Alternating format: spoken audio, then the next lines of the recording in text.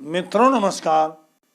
पावन ज्योतिष प्रपात यूट्यूब चैनल पर आप सबका स्वागत है। आज के वीडियो का शीर्षक बहुत ही उपयोगी है, बहुत महत्वपूर्ण है और चिर प्रतीक्षित है। वीडियो के शीर्षक का नाम है ग्रह शुभ है या अशुभ, नापने का पैमाना। How to measure the quality of the planet. जी हाँ मित्रों, बहुत सी वीडियो दिया हूँ, लगभग 500 के लगभग, और विभिन्न टॉपिक पर, विषयों पर बात हुई, लेकिन ये सर्वथा नवीन टॉपिक है। ग्रह शुभ है या अशुभ, इसको कैसे नापें, क्या इसका मेजरमेंट है, क्या इसका स्केल है, क्या उसके शुभ अशुभ स्वभाव के नाते वो शुभ अशुभ हो जाता है? नहीं।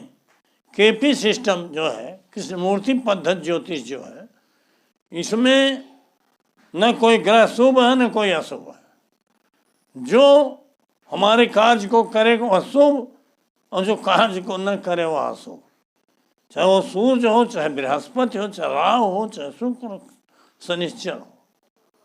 तो इसी पैमाना और इसी आधार पर इसको हम वीडियो दे रहे हैं कि आप के अंदर जो गिलास में भरा हुआ गिलास, उसको गिरा दीजिए, खाली गिलास करके इसको देखिए। मित्रों, केपी सिस्टम में जिस ज्योतिष से मैं बराबर वीडियो देता हूँ, आप सभी जानते हो, एक लग्न कुंडली होती है, एक कस्प कुंडली। देखिए, यहाँ लग्न कुंडली है, यहाँ कस्प कुंडली है। लग्न कुंडली में बर्थ डिटेल के आधार पर ग्रहों की जहाँ स्थिति होती है और जो लग्न और 12 राशियाँ होती हैं वो यथावत रहती है। लेकिन कस्प कुंडली भावारंभ कुंडली है, जो सर्वथा नवीन है और पारंपरिक ज्योतिष जो थी उससे भिन्न है, और आज इसकी मान्यता यूं ही नहीं बढ़ रही है, ये सर्वथा तार्किक और वैज्ञानिक है और इसकी उपयोगिता है। तो ग्रह शुभ है का अशुभ है, यह हर व्यक्ति के लिए अलग अलग है। ये नहीं कोई शुभ ग्रह है तो सबके लिए शुभ है, किसी के लिए वही शुभ ग्रह अशुभ हो जाता है, किसी के लिए अशुभ ग्रह शुभ हो जाता है।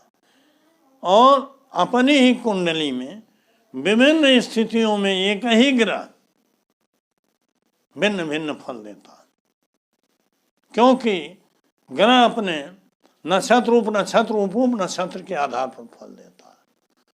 तो इसका पैमाना क्या है कि कैसे हम तय करें कि कौन सा ग्रह शुभ है, कौन सा ग्रह। तो मित्रों, आगे बढ़ने से पहले आपसे अनुरोध है, अगर मेरे चैनल को अब तक सब्सक्राइब नहीं किए हैं तो नीचे का सब्सक्राइब बटन पुश करके सब्सक्राइब कर दीजिए, और बगल में जो बेल आइकन आती है उसे जरूर पुश करके ऑल के बटन पर क्लिक करिए। वीडियो पसंद आवे तो लाइक करिए, मित्रों को शेयर करिए और एक प्यारा सा कमेंट जरूर दीजिए, उसका मैं जवाब देता हूँ। वीडियो स्किप करके मत भगाइए, पूरा वीडियो देखिए, एक बार ही नहीं 2 बार देखिए, तभी आपको सही जानकारी होगी। आते हैं मूल टॉपिक पर। जैसे आज एक एग्जाम्पल हॉरोस्कोप फिर दे रहा हूँ, शॉर्ट है, थोड़ा सारांश में है। केपी एग्जाम्पल हॉरोस्कोप में हमने एक बर्थ डिटेल दिया है। मैं डिटेल संयोग से नहीं लिख पाया हूँ, जो भी है उसमें ये वृश्चिक लग्न की कुंडली बनी है, ये लग्न कुंडली है, ये कस्प कुंडली है, और ये केपी प्लैनेट्स सिग्निफिकेटर है। बर्थ डिटेल लिखना चाहिए था, भूल गया हूँ, लेकिन उदाहरण के लिए आप इसको यूँ ही समझ लीजिए। बर्थ डिटेल में बोल दे रहा हूँ, अब लिखना उचित नहीं है। इस जातक का डेट ऑफ बर्थ है 5/11/2005, नोट कर लीजिए।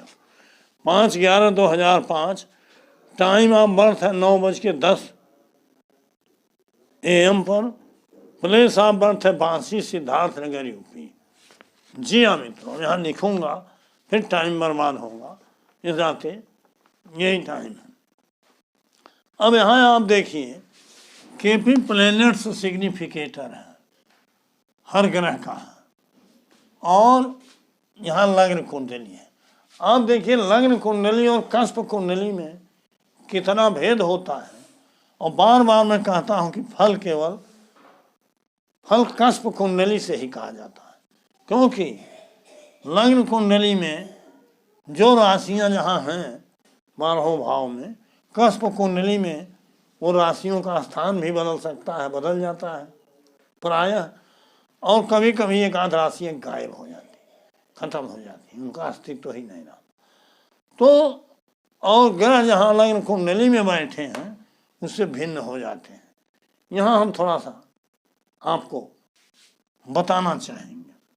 अभी हम KP प्लैनेट सिग्निफिकेंट, यहाँ देखिए पहले KP लग्न चार्ट, इसमें वृश्चिक लग्न की कुंडली है, इसमें 8, 9, 10, 11, 12, 1, 2, 3, 4, 5, 6, 7 सीरियल से राशियाँ।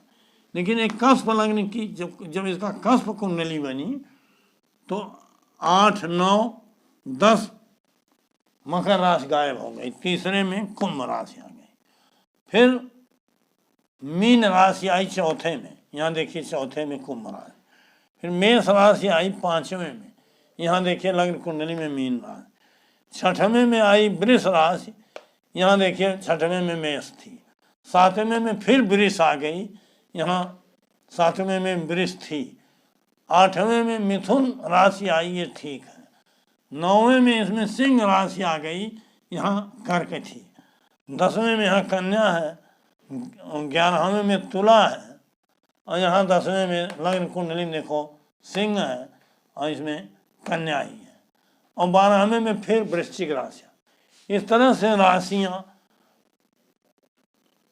स्थान भी बदली हैं, यहाँ मकर राशि नहीं है, और यहाँ मेष वृष यहाँ देखिए 2 बार आया है, और यहाँ कर्क राशि गायब हो गई है, फिर सिंह कन्या राशि देखो गायब हो गई, यहाँ तुला है। तो राशियाँ इस प्रकार से गायब हैं, लेकिन फल इसी से होगा। और ग्रह भी देख लो, सूर्य और बुध लग्न में बैठे हैं, लेकिन इसमें कस्प कुंडली में शुक्र और चंद्रमा आ गए हैं लग्न में। यहाँ सूर्य और बृहस्पति लग्न कुंडली में 12वें हैं, लेकिन यहाँ बुध आ गया है कस्प कुंडली में 12वें। यहाँ देखिए 11वें में केतु है, लेकिन यहाँ सूर्य आ गया है। यहाँ 10वें भाव में कोई ग्रह नहीं है, लेकिन 10वें में यहाँ केतु और बृहस्पति आ गया है, और शनि यहाँ 9वें भाव में है, लेकिन यह कस्प कुंडली में 8वें आ गया है। मंगल देखो लग्न कुंडली में 6वें है, और कस्प कुंडली में 5वें आ गया है। यहाँ देखो लग्न कुंडली में राहु 5वें है, लेकिन कस्प कुंडली में 4थे। इस तरह से राशियों और ग्रह स्थान बदल दिए। अब आप स्वयं सोचिए कि अगर भाव कुंडली से ही फल होता है और लग्न कुंडली के आधार पर हम फल कहेंगे तो कैसे शुभ हो, कैसे किसी भी ग्रह का फल अगर लग्न कुंडली से आधार पर कहेंगे तो सही नहीं हो। अब शुभ और अशुभ स्थिति कैसे हम जाने मित्रों, यहाँ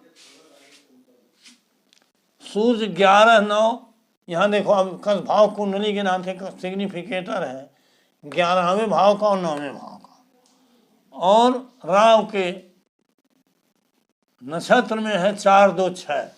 राहु यहाँ देखे 4थे भाव में आ गया है, और दूसरे में भी है, और फिर 4-2-4 है। इस तरह से कस्प कुंडली के आधार पर ग्रह इन भावों का कार्यजेश है।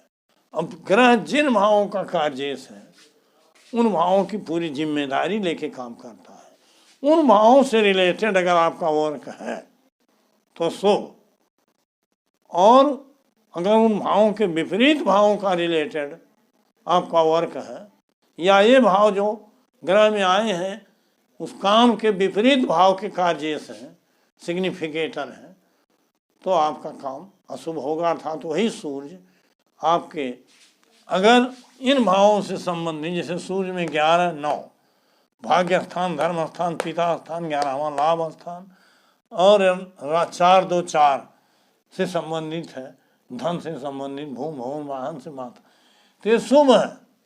लेकिन इसके विपरीत अगर कोई विषय है आपका तो उस मामले में अशुभ है। यही ग्रह शुभ, यही ग्रह अशुभ, अर्थात पैमाना यही है कि भाव कुंडली, कस्प कुंडली के आधार पर 12 भाव का जो ग्रह सिग्निफिकेटर है, सिग्निफिकेटर माने कारक, जिन भावों का ये सिग्निफिकेटर है उन्हीं भावों के लिए शुभ, और जिन भावों का सिग्निफिकेटर नहीं है उनके लिए अशुभ भाव देगा। सूर्य 11 9 4 2 4 है। चंद्रमा में ही देखो एक ही भाव है केवल चंद्रमा का। यहाँ देखो कर्क राशि यहाँ थी और चंद्रमा यहाँ था लग्न में, 1 और 4 होता, लेकिन कर्क राशि गायब होने से अब चंद्रमा केवल प्रथम भाव का कार्य है। बुध के नक्षत्र में है, 12 8 10 है, तो 1 12 8 10 इन भावों से रिलेटेड फल देगा, कुछ निगेटिव कुछ पॉजिटिव, आप जानते हो। मंगल 5 1 5 और यहाँ 11वां आ गया, स्वास्थ्य के लिए भी है, 12 भी है, कुछ व्यय प्रधान है, लेकिन 6वां और 11वां आ गया नक्षत्र के माध्यम से, इसलिए हेल्थ वेल्थ के लिए बढ़िया है। इसी तरह से सूर्य से लेकर के केतु तक हर ग्रह नक्षत्र के माध्यम से किन किन भावों का फल दे रहा है, अर्थात जिन भावों के कार्य से उस कार्य को पूरी प्रतिबद्धता से करते हैं उन कार्यों के लिए शुभ है।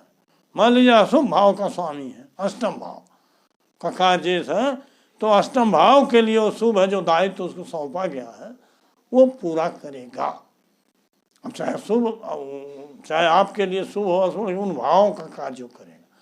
तो ग्रह की गुणवत्ता भाव कुंडली द्वारा तय होती है। तो मेन मेजरमेंट भाव कुंडली या कस्प चार्ट है, ये नक्शा, लेकिन ग्रह की असली गुणवत्ता, उसका मेन मेजर होता है उसकी भाव स्थिति, न कि लग्न कुंडली के अनुसार जहाँ है, बल्कि भाव कुंडली के अनुसार जिस भाव में वो बैठा है और जिस नक्षत्र के जिस ग्रह के नक्षत्र में है, नक्षत्र स्वामी के अनुसार जिस ग्रह के उपनक्षत्र में है, उस उपनक्षत्र स्वामी का तालमेल बैठा के जो हम फल कहने की व्यवस्था बनाए हैं, इन सबका मेजर है। ग्रह तो यही है, चाहे नक्षत्र चाहे उपनक्षत्र, चाहे कस्पल भाव कुंडली के सब लॉर्ड, ग्रह वही है, चाहे सब लॉर्ड है। ग्रहों में जिन भावों के सिग्निफिकेटर हैं उन्हीं भावों के शुभ अशुभ फल देंगे, यही गुणवत्ता है। और जिनके वो सिग्निफिकेटर नहीं है उनको आप मान लीजिए वो कार्य नहीं करेंगे। और इस नाते जैसे मान लो सूर्य में 7वां भाव नहीं दिखाई दे रहा, लेकिन 2 और 11 है, तो सूर्य में अपेक्षा है कि 2 7 11 में से एक भाव है। सूर्य में 2 11 है, संतान के लिए भी बढ़िया है। तो कुछ भाव अच्छे हैं सूर्य में, लेकिन बुध में आप देख लो कि 7वां नहीं है, 8वां 12वां 10वां है, तो विवाह चाहोगे तो नहीं होगा। बुध में 5 2 11 नहीं है चंद्रमा में, तो इसका मतलब संतान चंद्रमा देने के योग्य नहीं है, तो संतान के लिए अशुभ ही है। तो जिन भावों की योग्यता नहीं है उनकी अपेक्षा अगर आपसे है, आपको है उनसे, तो उस भाव के लिए अशुभ है, उस कार्य के लिए। तो आपका जो वांछित कार्य है उसके अनुसार शुभता अशुभता देखिए, और आपके लिए व्यक्तिगत वो ग्रह शुभ है कि अशुभ है। आप सार्वजनिक रूप से नहीं कि गुरु है तो किसी को शुभ फल दे रहा, राजा बना रहा तो हमको भी बनाएगा, या शनिश्चर किसी को खराब फल दे रहा है तो हमको भी खराब फल देगा। शनिश्चर भी राजयोग देगा, शनिश्चर भी अशुभ फल देगा, बृहस्पति भी राजयोग देगा, बृहस्पति भी अशुभ फल देगा। अर्थात हर ग्रह अपनी भाव स्थिति के अनुसार शुभ अशुभ फल देते हैं। इनकी क्वालिटी या गुणवत्ता भाव स्थिति के अनुसार होती है। इस नाते ग्रहों का असली मेजर या असली पैमाना भाव कुंडली होती है और भाव में उनकी स्थिति होती है।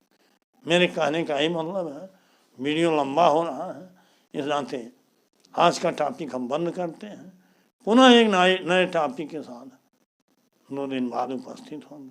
मित्रों, इसको बार बार देखिए ताकि आपको ये संदेह, यहाँ हमने देखिए आपको संदेह होगा कि हाँ उपनक्षत्र हमने नहीं दिया, उसकी ज़रूरत नहीं थी, क्योंकि उपनक्षत्र भी जहाँ बैठा होगा, जहाँ उसकी राशियाँ होंगी, उसी का फल देगा। तो इसके आशय को आप समझ गए, बार बार वही चीज़ रिपीट करना उचित नहीं है। बहुत बहुत धन्यवाद, हार्दिक शुभकामनाएं।